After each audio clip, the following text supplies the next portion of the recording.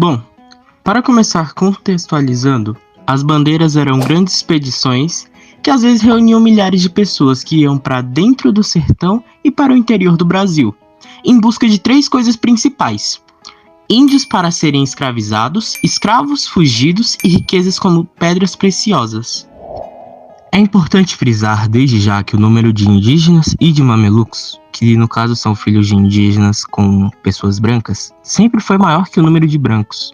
Então, as expedições dos bandeirantes eram formadas não somente com portugueses e homens brancos, assim como é retratado na maior parte das imagens, mas também por indígenas já escravizados. E também, por isso, os bandeirantes em geral falavam em tupi, tanto que eles usavam palavras tupi para nomear em muitos lugares que eles passaram, que hoje para nós são cidades, como Taubaté, Tatuapé, Sorocaba e entre outros. E não é difícil entender que para os indígenas já não era um sacrifício participarem dessas expedições bandeirantes, justamente porque a caça e a guerra eram atividades masculinas para os indígenas. Então, para eles era muito mais natural participar das bandeiras do que, por exemplo, participar de agricultura que muitas vezes eram impostas a eles.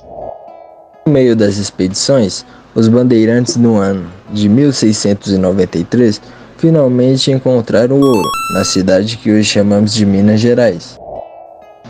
A notícia da descoberta do ouro se espalhou rapidamente por toda a Europa, e portugueses de todos os cantos migraram para a colônia, em busca de uma vida melhor, um enriquecimento fácil ou até de descoberta de novas minas.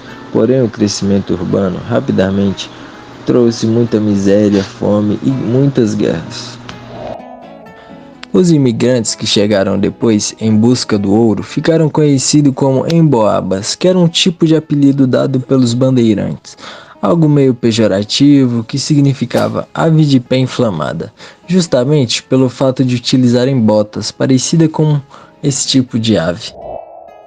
Muito embora em muitos momentos da história os interesses dos bandeirantes tenham se chocado com os interesses da coroa, e na maior parte do tempo eles desafiavam coroas em muitas formas. Houve umas alianças, já que expandir as fronteiras do Brasil e encontrar as riquezas muitas vezes eram do interesse da coroa. Tiveram expedições de bandeirantes que foram incentivados pela coroa.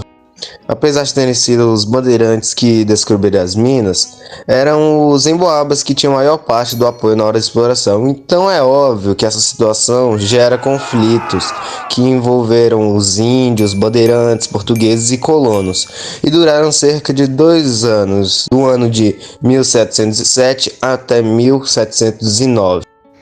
De um lado liderado por Manuel Borba Gato, representando os bandeirantes, e do outro liderado por Manuel Nunes Viana, simbolizando os emboabas, o conflito mais emblemático de todos ficou conhecido como Capão da Traição, que aconteceu envolvendo cerca de 300 bandeirantes contra 1000 emboabas, ao ponto de que os emboabas sugeriram que os bandeirantes se rendessem, e quando eles fizeram isso, mataram todos eles.